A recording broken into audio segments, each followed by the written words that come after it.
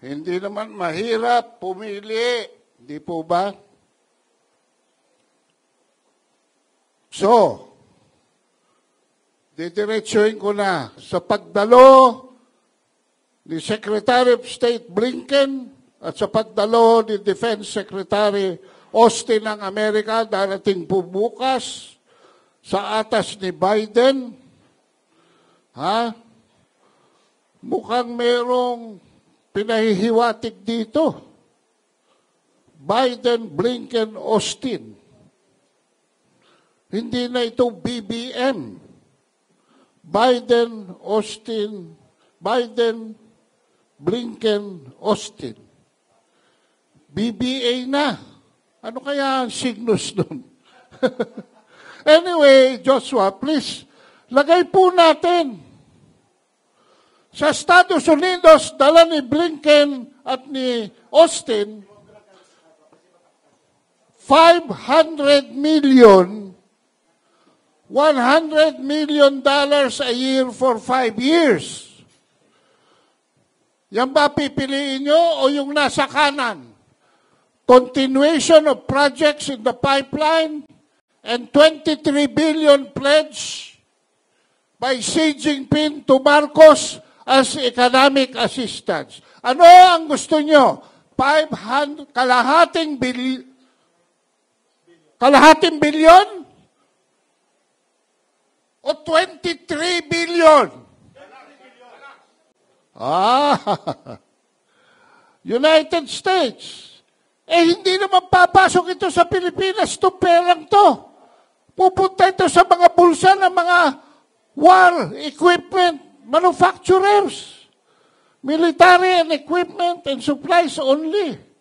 Samantalang yung sa kabila, an economy that can afford military modernization. Pangatlo, delivery in kind, no economic benefit for the country.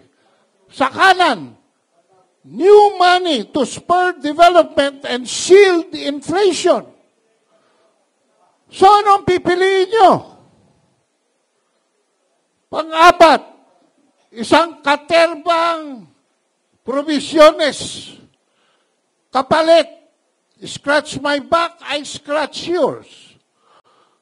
Yung kabila, walang onerous conditionalities kung ano lang ang mapag-usapan.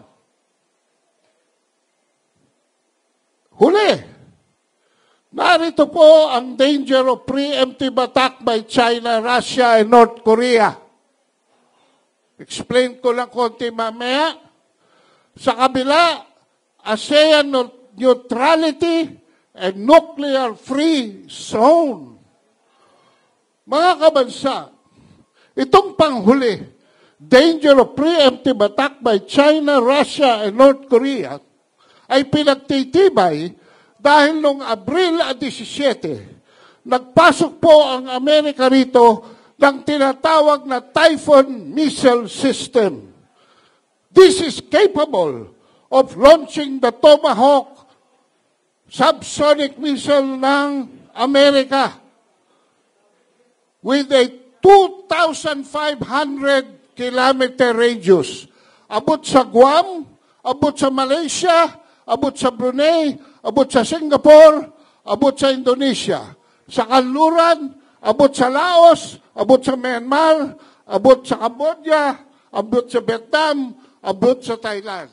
At sa norte, abot sa China, abot sa North Korea, at nakalimutan ng Amerika na ang Russia ay may Pacific Front sa Vladivostok na nakaharap sa Alaska.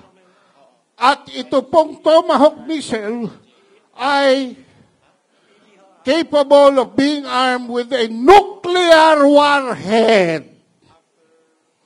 Ayan mga kabansa, ang problema.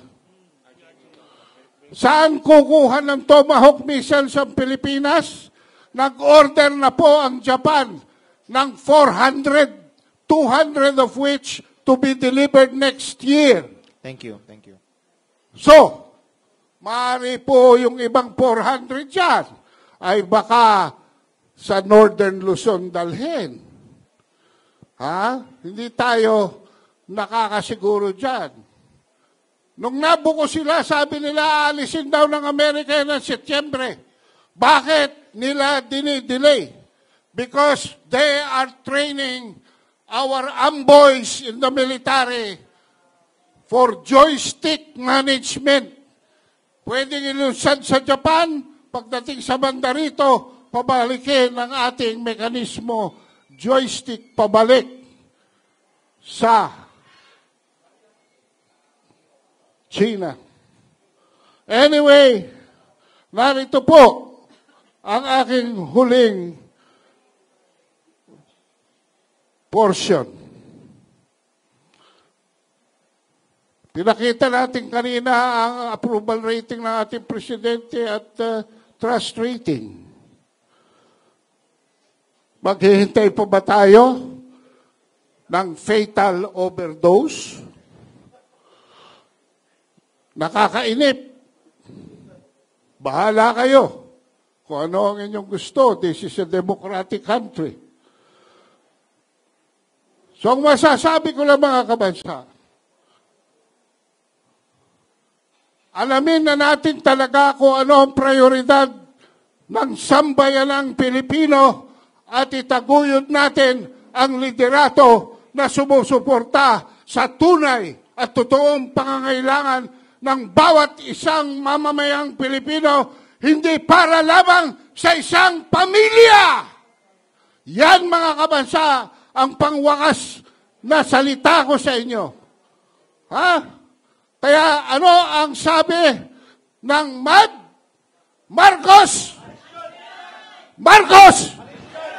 Marcos! Alis dyan! Ayun, mabuhay, Ginoong Ado Paglinawan. Daniel, before ang ating pagpapakilala ng susunod na tagapagsalita, muli, mabubuhayin natin ang panawagan kanina na nagsabay-sabay tayo. Digmaan ni Marcos at ng mga kano. Tutulan, labanan. Ready? Go! Digmaan ni Marcos at ng mga kano. Tutulan, labanan. Digmaan ni Marcos at ng mga kano. Tutulan, labanan. Daniel, take it away.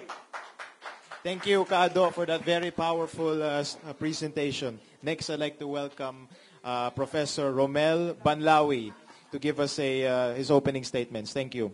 Si Professor Romel Banlawi po ay naging bahagi din ng National Security Council sa unang bahagi ng paglilingkod ng Marcos administration at may extensive study po tungkol sa mga pangsiguridad at mga relasyon ng mga bansa sa Asia. Kaya po siya magsasalita dito para mahayag ang katotohanan. Professor